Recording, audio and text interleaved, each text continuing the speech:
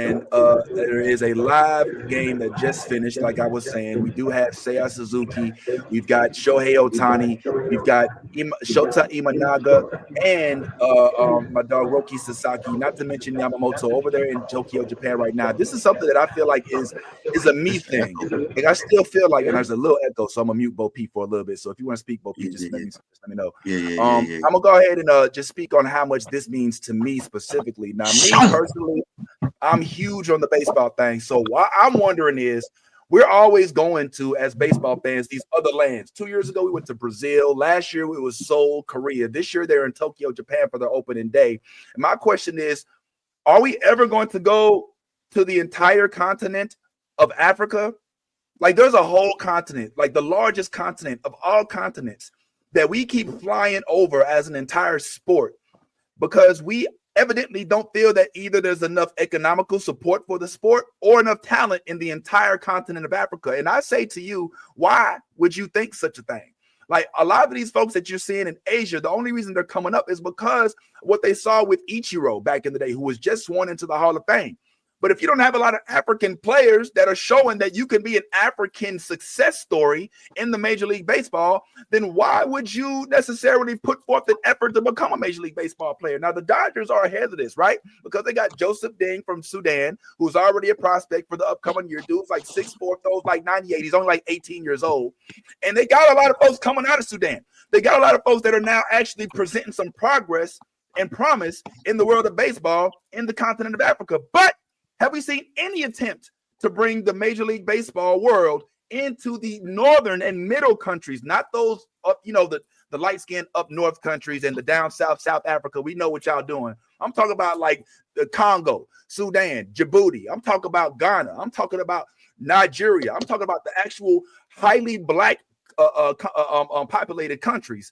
Will we, Black Ron, I want to ask you, do you think we will ever see Major League Baseball making a real valiant attempt to bring what they're clearly trying to bring, which is the world of baseball, to Japan, to England, to South America? Will we ever see them make that same attempt to come to the continent of Africa, where most of the stars that came out in the 40s, the Jackie Robinsons, their lineage is actually from, my friend? Well, first of all, my brother, I say, the Malcolm X glasses have you very fired up this morning, my brother. You're very, very on one, as the young ones would say. You on 10, twin, as the kids would call it. First thing I want to ask you is, why you got a Cardinals jersey on with the red undershirt like you finna go play?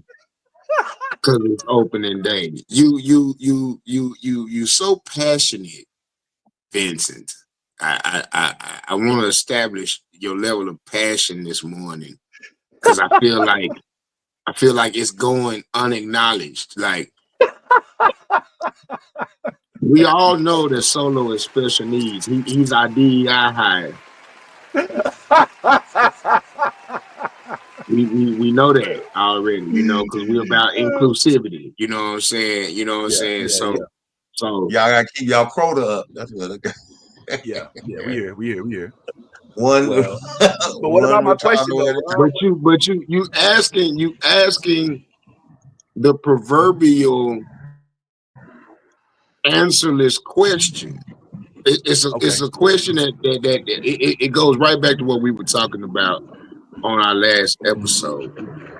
It is a concerted effort to keep the darkest of faces away from a sport that can be capitalized by those that seek A, political asylum, or B, economic upheaval by joining up and playing in America.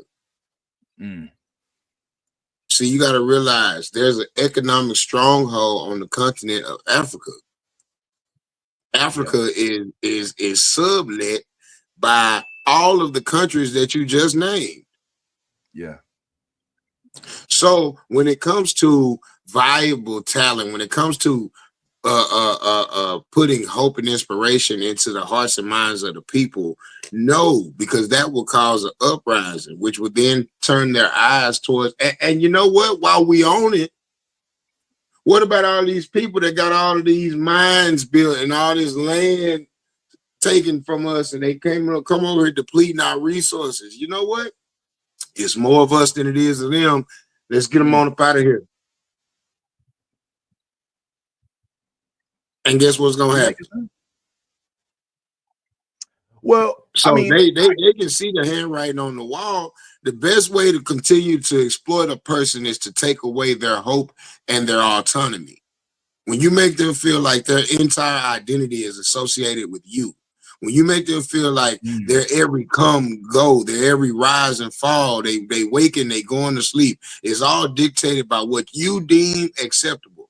When the only stars that come from their society are the ones that you accept or the ones that you validate, you can then take away the hope and the inspiration from them people, where they can only then rely on an allegorical, altruistic superpower, a higher being, because what's in front of them is desolate. It is the same game plan that they ran on us. They just running it on the rest of us. Where did they take us from, Vince? What was the first natural resource that they took from that continent? The paper. So why would they switch up? We keep asking inhumane people to be humane. We keep on asking unfair societies to be fair. Well, I guess it's a matter of, we've seen what basketball has done. Like you all saw when the Dream Team came out in the late 90s, when Jordan and everybody was like, all of the names on the Dream Team, and they went over there and was playing in the Olympics. Like all of a sudden we go back to the Olympics a few years later and they was ready. Like Italy and all them, they was like, oh yeah, we remember when y'all came over here. And like, so basically by shopping around the world, the sport of basketball, it has increased the talent in all the areas that the USA basketball sports was actually presenting. Because you're looking at that short-sighted. You're looking at that short-sighted, Vince. We came over there and competed in the Olympics, right? Kicked all that ass. And then we came home, where basketball is only celebrated for 6 months of every year. So if you add up all 4 years, there's really only 2 years that we pay attention to the sport of basketball. And we also we got 30 different teams that all play professional basketball. And we select not even the coldest, the coldest that are available to go play. That's not always our best niggas. Them just be the ones that didn't have nothing to do in June. And then they go play fucking Olympic basketball. Whereas all those other countries, after they got their ass kicked for the next 4 years, they scoured their entire country looking for 8 to 12 of the best basketball players in the entire country. These niggas weren't playing on no other teams. You play for team, that country. That's it. Yeah. Your ass eat, sleep, and shit basketball every day for 365 days a year for the next 4 years.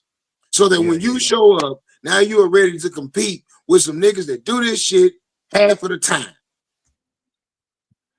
I mean, yeah, I guess it makes some sense. But I guess I just was always wondering, like, we sat here and watched what happened with, and I'm again, I know I'm the anomaly. I know everybody, I know baseball is really kind of like a secondhand. It's like a second class sport nowadays.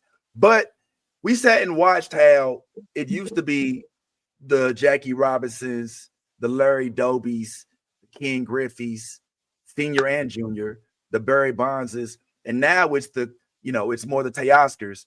And that's fine. I ain't tripping. But I think something you said a few weeks ago still resonates with me, which is like they almost tried to like pull in like a little okie doke. Like, yeah, we're gonna have faces that look like you, but they ain't actually you. You know what I'm saying? And so that's why we see the series is going on, where they have a Caribbean series where 2 of the teams in the Caribbean series, one is from Mexico, one's from Japan, and those aren't even Caribbean countries. They're trying to do things where it's like we have faces, but not the actual folks. And so for that, Do you know what started basketball in sub-Saharan Africa?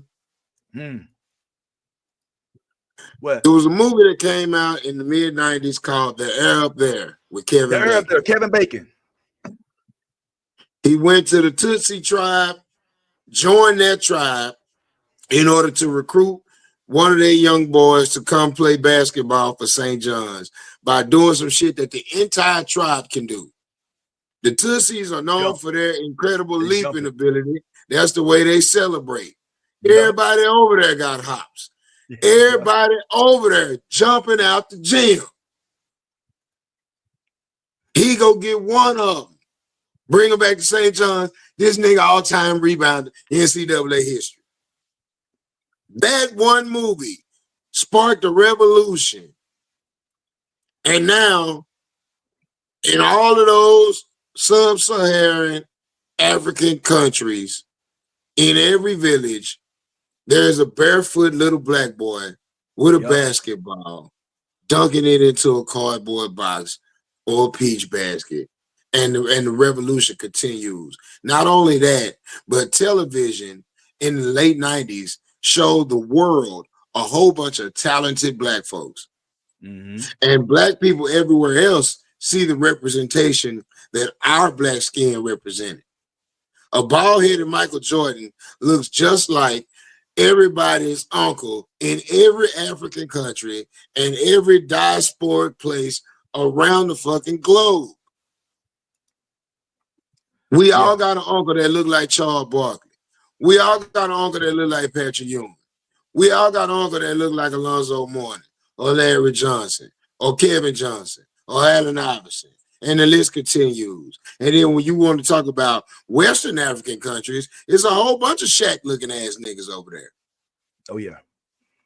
Yeah. Well, it's not just baseball, Ron. That's what I was trying to say. What's up, Bo P? I want to hear. Bo P just got to his I don't know. My establishment. You can say that. My establishment. All right, go ahead, Bo. Go ahead. What is? But we got to realize the first black, somebody behind you. Anyway, the first white coach was Tarzan.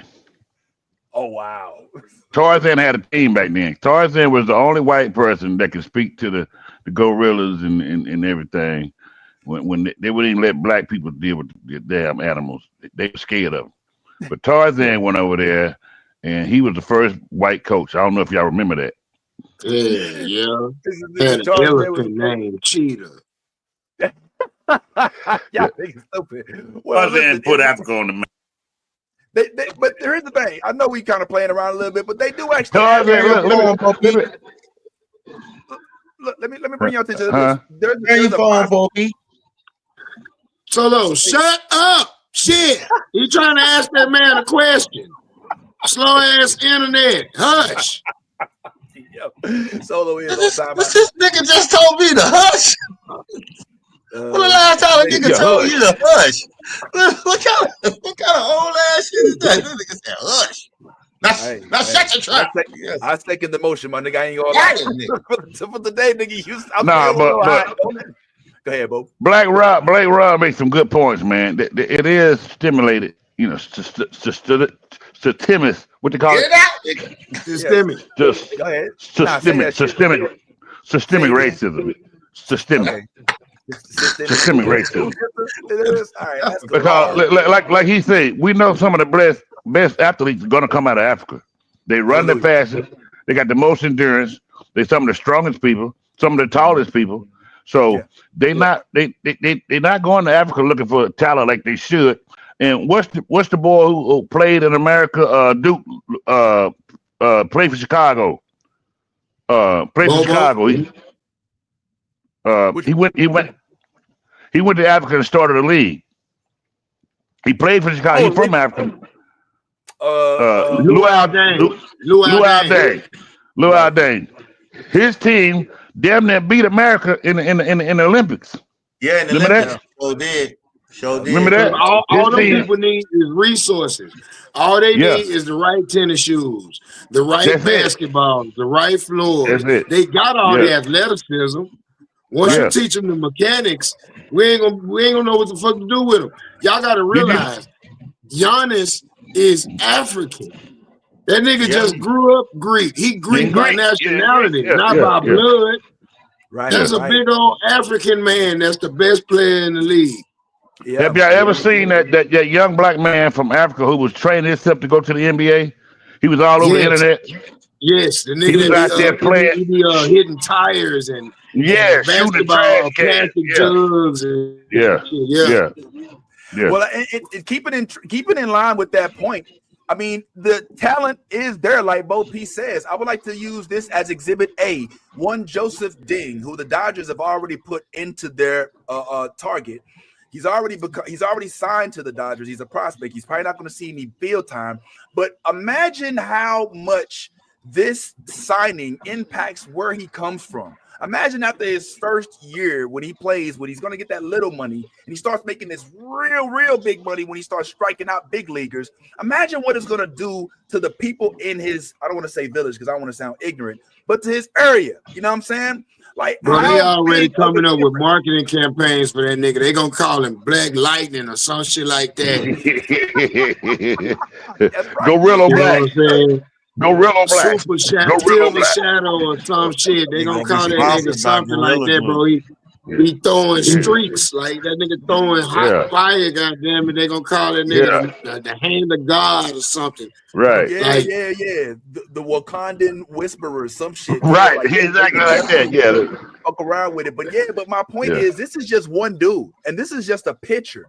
And look, I mean, dude's like 6'2", dude's like 17. You know what I'm saying? He ain't even reached his full potential. But you gotta realize, like he ain't the coldest nigga over there. The coldest nigga over there don't want to be on camera. The coldest nigga over there is probably his daddy. The coldest nigga over there probably the coach of that team. Cause somebody hitting that. Pause. Whatever he throwing, however fast he throwing, somebody is hitting off of him. Yeah, right. Because I mean, he gotta be like. I just am so enamored with the thought, and I mean, because I've always had the Marcus Garvey concept in the back of my mind of like, look how little that fucking baseball is in that big old African man. This nigga, that shit look like a plum. It look like a White Castle onion. To quote my they do like that nigga holding an onion, like Javon Bibbs, my cousin. Yeah, man. I just that nigga darker in the dark in the daylight. My nigga Javon Bibbs. That's my nigga dark in the daylight. That joke will always resonate, boy. It always will be funny, nigga. White Castle onions, nigga. That's the funniest shit ever. That shit. Hey, but I tell you this. They talk about African, but look at that nigga teeth. That nigga teeth whiter than all ours. Boy, that nigga teeth pretty. That nigga skin. That nigga immaculate. And teeth whiter than the ball. Yeah. And he gonna have a white. He gonna have a white girlfriend when he get that go over here too. Goddamn. Yeah, he already got one. What you talking about? And look, he didn't have them polarized sunglasses over there in South Sudan. This nigga know how to throw off the reflection of the sun hitting the sand. Right. He don't need no black. He don't need no black. What they put that shit on their face? His whole body is made out of the black guy shit. Yeah. Yo, come on. We not about to do the colorism thing. You want to do the brown bag? You the one brought up the damn brown bag. Come on, we gonna do the colorism. You the one trying to bring the damn brown bag conversation up, nigga. You got that right. Hey, I got one question. Is that a shirt under the shirt next to his skin? Yeah, he do got an undershirt on. Oh wow. The undershirt. He purple. The undershirt black. He purple. Oh my God. Yeah, he look naked. He look naked. The darker the berry, we know the darker the berry, the richer the juice. Oh, man, I wish I had skin like that, boy. That nigga skin is smooth in the hole. Pause, nigga. Nobody want to know about his juices. Pause. That nigga look like he put on some of that P. Diddy baby oil. That nigga shiny as hell, boy. Yeah, I hope he make it. I hope he make it. Ass nigga, man. Yeah. Come on. Hey, man. They don't. Hey, man, that's armor all. That's armor all, nigga. That's armor all. Damn sure is. That nigga got that wet tire look. Goddamn me. Oh my God. That nigga skin beautiful as hell. Boy, that nigga look like a really dark, really tall Tevin Campbell. That umpire works on leather and skin. That umpire works on leather and skin. Armor, Bo. Hey, Bo P. Bo P, that nigga got on kiwi. Yeah. Hey, did you know? Oh, I want to ask you this, Black Ron. Did you know today's conversation was going to be about color? Because you got on your African card today. Did you know that? Oh, yeah. It's just about habitat. It wasn't about habitat. I just felt like wearing this outfit today. Nah, I didn't know that was about habitat. Nigga, fresh from the lot chick. You know what I'm saying? He is completely all enamored today. First of all, bald head niggas can't make no hair commentary whatsoever. Nah, I can't. But yeah, you look like you look like he about to walk on the set of 90 Day Fiance, some shit, school him, get him a little white girl, get him going. Man, I do look like I'm about to open a tax office. I ain't gonna lie. I look like I got a tax office / rental car place. Yeah. Instead of oils, not the perfume, but the oil that you roll on the oil. The oil. The oil. And I fix cell you get a phone pack of screens. incense, my nigga. I see how you get that. I fix cell phone screens and I sell banana pudding. Let me ask you this. Some leather flip flops on right now. Vince, I bet you got some leather flip flops to mess the outfit. Hold on, let me mute Solo so Bo Peep can talk. Go ahead, Bo Peep. Now don't mute the man. He's stupid enough. Don't mute him. Anyway, let me ask you this: do you think the Dodgers is the most aggressive team looking at players overseas, or they just all the teams doing that, or just the Dodgers just have a better scouting team over, better recruiting? I believe that the Dodgers understand how to fill the fucking stands up. They understand that LA is one of the most culturally diverse cities around. LA has an immense Asian population. LA got a lot of Africans. You jump in an Uber, he probably an African dude in LA. And if these other cities would pay attention to what the census report is for their town and then draft accordingly, you'll see that same representation in the stands. Everybody like cheering for the motherfucker that look like them. Yeah. Thank you, Vince, for your answer. you know, Black Ron Brown Vince. It's all good. Yeah, because his name is Vince. Oh, I'm gonna do my mic too. I'm gonna literally like Solo. Let me shut the fuck up. Yeah. Shut your ass up. Nah, let me stop.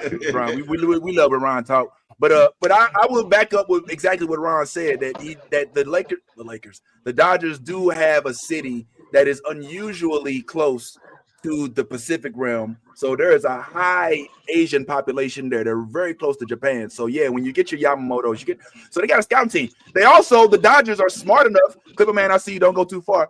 They're smart enough, the Dodgers, to make sure they pay a good chunk of their players on consignment. Shohei Ohtani got the largest deal in history until Juan Soto got it this last year, $700 million over the course of 10 years, but it was deferred. So you know how much of that $700 million he got on that first year he was with the Dodgers?